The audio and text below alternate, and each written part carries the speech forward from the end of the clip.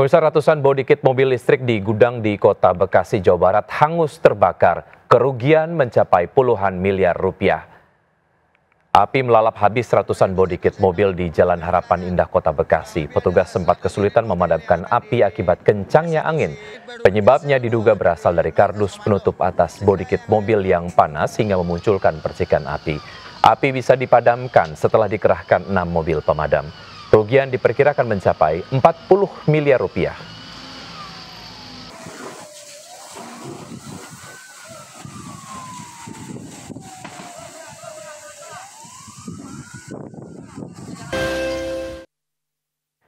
Ya, pemirsa, bagi Anda yang hendak mudik lewat jalur Pantura harus mewaspadai pasar tumpah yang kerap menjadi biang kerok kemacetan.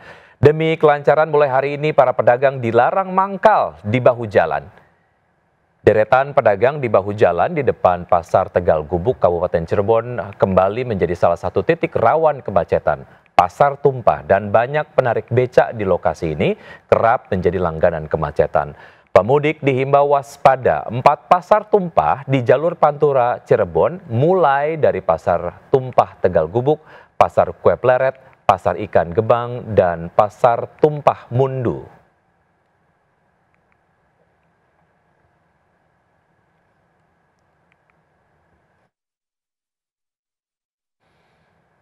Ya, pemirsa, 7 hari jelang Lebaran, pemudik sepeda motor mulai memadati jalur Pantura, Brebes, Tegal, dan Cirebon. Pemudik motor harus berjuang menghadapi jalan rusak berlubang di ruas Pantura. Pemudik sepeda motor mulai memadati jalur Pantura, Brebes, dan Tegal, Jawa Tengah pagi tadi. Beberapa pemudik membawa anak-anak meski harus menempuh perjalanan belasan jam dari Jakarta menuju kota-kota di Jawa Tengah dan Jawa Timur. Tak hanya kelelahan, beberapa pemudik mengeluhkan kondisi jalur Pantura yang rusak dan berlubang. Pemudik motor juga memadati jalur Pantura Cirebon pagi tadi. Mereka mudik lebih awal menghindari kemacetan.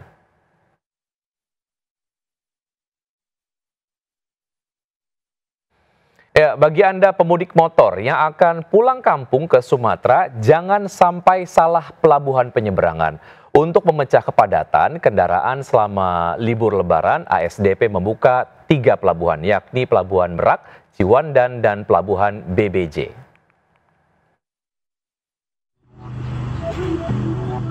Ribuan pemudik sepeda motor mulai memadati Pelabuhan Ciwandan, Cilegon, Banten. Para pemudik sepeda motor ini memilih perjalanan di malam hari menghindari cuaca panas pada waktu siang. Mulai hari ini Pelabuhan Ciwandan dibuka untuk melayani penyeberangan sepeda motor dan truk berukuran sedang. Dipercepat dari jadwal sebelumnya membuat sebagian pemudik sepeda motor tersasar ke Pelabuhan Merak, Banten. Ada yang ngasih tahu tadi sempat berhenti, katanya suruh ke Ciwandan. Sebelumnya belum tahu kalau misalkan langsung dialihkan ya? Belum tahu, katanya sih kalau lihat-lihat berita kata orang mulai dari tanggal 26 baru di Ciwandan katanya. Tapi ini dimajukan Bu ya? Selama arus mudik dan balik, ASDP membuka 3 pelabuhan, yakni Pelabuhan Merak untuk melayani pemudik berjalan kaki, mobil pribadi, dan angkutan umum. Pelabuhan Ciwandan untuk pemudik motor dan truk berukuran sedang, serta Pelabuhan BBJ untuk melayani truk berukuran besar. Dari Cilegon, Banten, Iskandar Nasution, iNews melaporkan. Jumlah penumpang hari ini naik menjadi 140.000 orang. Sebagian besar penumpang pemudik memanfaatkan diskon tarif pesawat hingga 14% untuk pembelian tiket pesawat sejak 1 Maret. Penurunan harga tiket diambil dari komponen pelayanan jasa penumpang pesawat udara.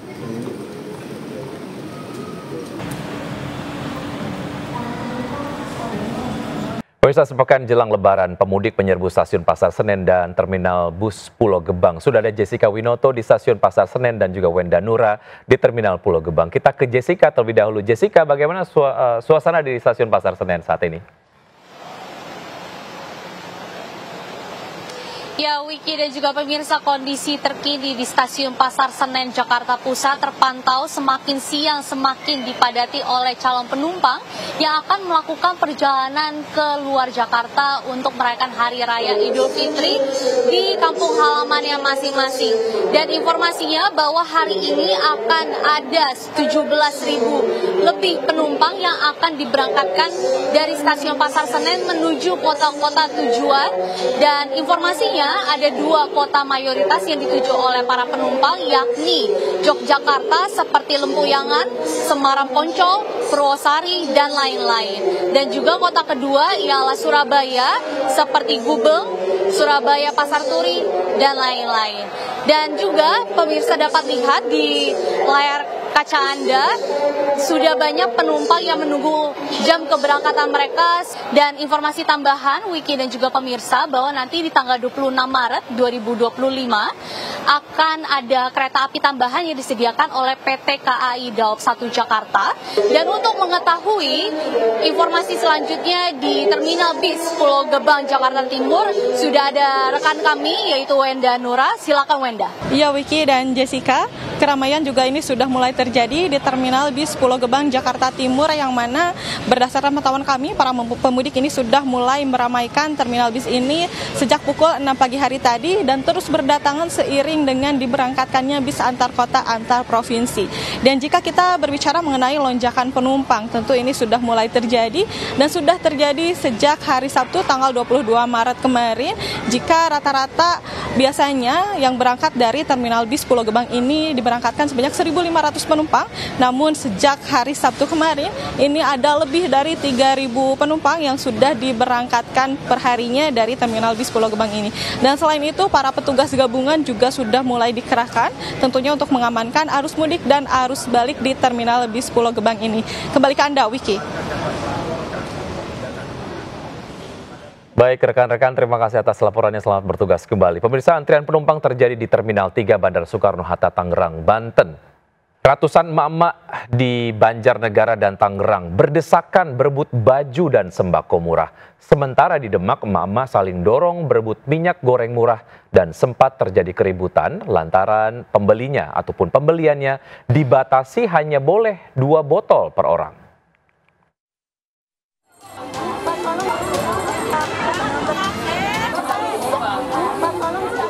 Ratusan mama ini berdesakan demi mendapatkan bahan pangan murah di halaman Pasar Cisoka, Kabupaten Tangerang, Banten. Para mama ini pun saling sikut nekat menyerobot antrian takut tak kebagian. Seorang mama yang antri berjam-jam sampai menangis di tengah kerumunan. Sementara di Demak, ratusan mama saling dorong berebut minyak goreng murah yang dijual dengan harga Rp15.000 per botol. Emak-emak ini nekat keluar antrian merangsek ke barisan depan, takut tak kebagian. Sejumlah mama sampai marah-marah lantaran pembeliannya dibatasi penyelenggara, 1 orang hanya boleh membeli 2 botol. Ratusan warga di Banjarnegara, Jawa Tengah ini berebut baju murah mulai dari harga Rp2.000 hingga Rp15.000. Warga yang didominasi mama ini saling dorong berebut beragam pakaian yang disediakan mulai dari jenis gamis, batik, hingga baju anak-anak. Dapat berapa, Mbak? 8. Oh ya, harganya berapa tadi, Mbak? 2.000 sama 5.000. Dari Kabupaten Tangerang dan Banjarnegara serta Demak, Jawa Tengah, tim kontributor melaporkan. Pemirsa, belasan wanita muda melapor ke Polres Sukabumi karena tertipu arisan bodong. Korban mengalami kerugian ratusan juta setelah pengelola arisan kabur. Belasan wanita muda mendatangi Mapolres Sukabumi Kota melaporkan pengelola arisan bodong berkedok tabungan hari raya yang membawa uang setoran anggota total 700 juta rupiah. Modus pengelola arisan setiap bulan mengumpulkan uang setoran anggota. Pengelola arisan berjanji mencairkan tabungan dan bunganya saat hari raya.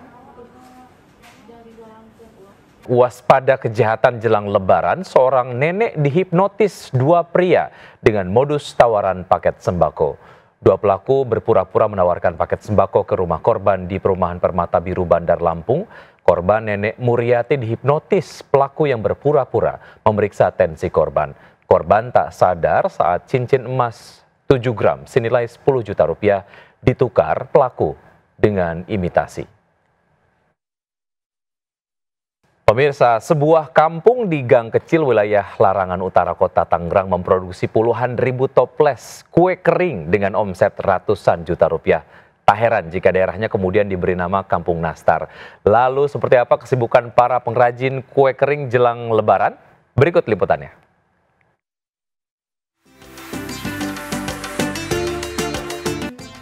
Mendekati Lebaran, emak-emak pembuat kue kering di Kampung Nastar ini makin sibuk. Ada yang membuat adonan, mencetak, memanggang hingga mengemas aneka kue kering seperti nastar, kastengel, putri salju, dan lidah kucing. Saya belajar dari buku-buku, saya baca. Anak saya masih kecil tapi saya bisa melakukan itu karena ya itu hidup di Jakarta itu berat. Saya harus mencari untuk tambahan, nggak mengandalkan gaji suami. Tidak hanya Lebaran, industri kue kering rumahan di Kampung Nastar ini tetap banyak pesanan di hari biasa. Para reseller bisa beli kue kering per toples harga Rp35.000 hingga Rp55.000. Bisa juga beli kiloan dan dikemas dengan merek sendiri. Pertama aku kasih gratis, terus lama-lama dibilang, ih kok enak ya, boleh nggak aku beli, nanti ya tunggu Lebaran. Nah pemirsa, ini dia kue nastar yang sudah jadi dan siap untuk dijual. Di sini tidak hanya memproduksi kue nastar, tapi juga ada kue kering lainnya seperti kue tamprin, kastengel, sampai lidah kucing. Nah gimana, Anda tertarik untuk mencoba? Dari Kota Tangerang, Fitri Ramadhani, Sutrisno melaporkan. Pemirsa, divonis memiliki gangguan neurobiologis atau ADHD tak lantas membuat seorang ibu berhenti membantu anaknya agar menjadi penghafal Quran. Sang buah hati kini menjadi inspirasi bagi banyak orang. Berikut kisah inspiratifnya dalam Mereka Punya Cerita.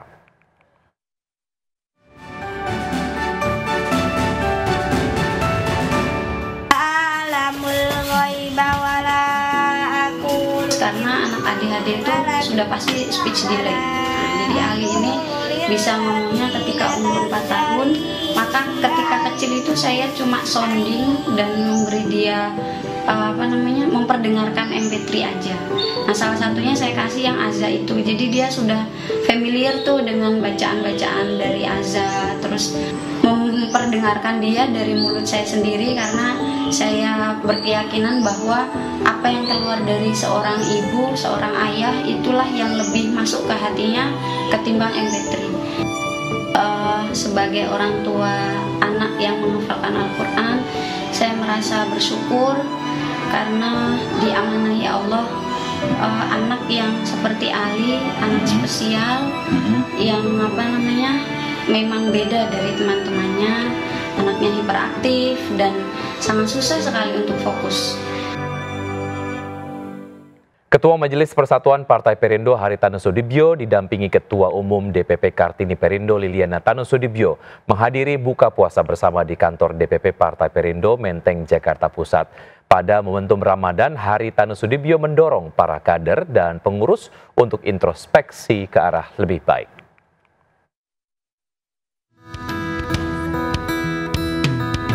Buka puasa bersama Ramadan 1446 Hijriah yang digelar jajaran pengurus DPP Partai Perindo di kantor DPP Partai Perindo Menteng, Jakarta Pusat berlangsung hangat. Partai yang dipimpin Angela Tanusudibyo ini juga mengundang anak-anak panti asuhan untuk hadir dan menerima santunan agar lebih bersemangat dalam menyambut Idul Fitri 1446 Hijriah. Santunan diberikan langsung Ketua Majelis Persatuan Partai Perindo Haritanu Sudibyo bersama Ketua Umum DPP Kartini Perindo Liliana Tanusudibyo yang berkesempatan hadir pada acara bukber Partai Perindo ini. Ya, saya ingin mengajak dalam situasi Ramadan saat ini supaya kita introspeksi. Jadi Partai Perindo hadir betul-betul ingin ambil bagian penting dalam merubah Indonesia dalam arti yang sesungguhnya Indonesia yang maju dan sejahtera.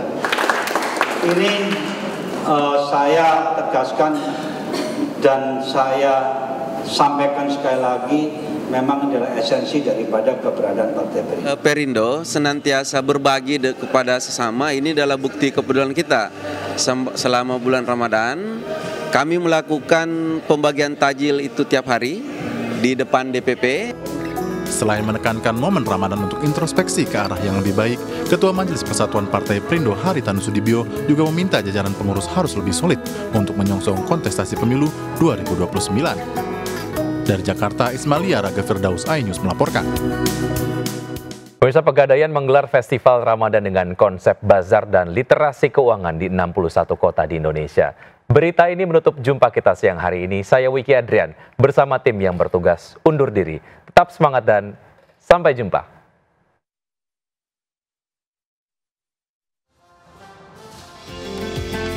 memberdayakan UMKM, meningkatkan sektor wisata, pemerataan ekonomi, Pegadaian mengadakan Festival Ramadan dengan konsep bazar, hiburan, serta literasi keuangan diselenggarakan di 61 kota di seluruh Indonesia, salah satunya Kota Malang. Acara yang digelar secara 10 hari ini dilaksanakan di Malang Creative Center, MCC. Mengusung konsep bazar dan literasi keuangan, selain hiburan musik, ada bazar berbagai UMKM andalan di Kota Malang, mulai kuliner hingga pakaian dan berbagai aksesoris. Merasa bangga ya, karena kita terpilih, karena kan ini UMKM-nya tuh semuanya tuh dikurasi, jadi benar-benar dipilih sesuai dengan standarnya gitu ya. Jadi benar-benar memang UMKM yang aktif dan punya legalitas yang resmi gitu. Pastinya kita pengennya nih acara ini terus berlanjut setiap tahunnya, dan semoga kedepannya itu lebih banyak event-event lagi supaya lebih menarik lagi acaranya. Aneka lomba bertemakan Ramadan seperti fashion busana muslim. Selain itu juga Pegadaian yang memberikan literasi tentang investasi emas termasuk bank emas yang baru saja dirilis pemerintah.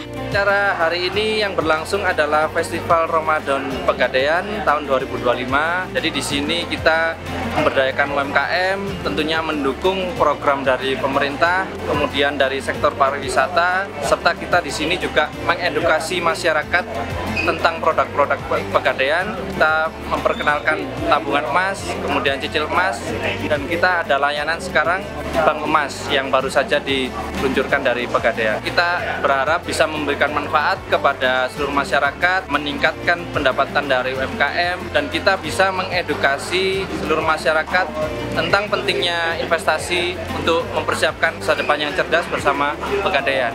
Melalui berbagai kegiatan edukatif yang diselenggarakan dalam Festival Ramadan ini, Pegadaian berkomitmen untuk memberikan pemahaman yang lebih baik kepada masyarakat mengenai manfaat dan keuntungan dalam berinvestasi emas. Dari Malang, Jawa Timur, Denny Irwansyah, iNews melaporkan.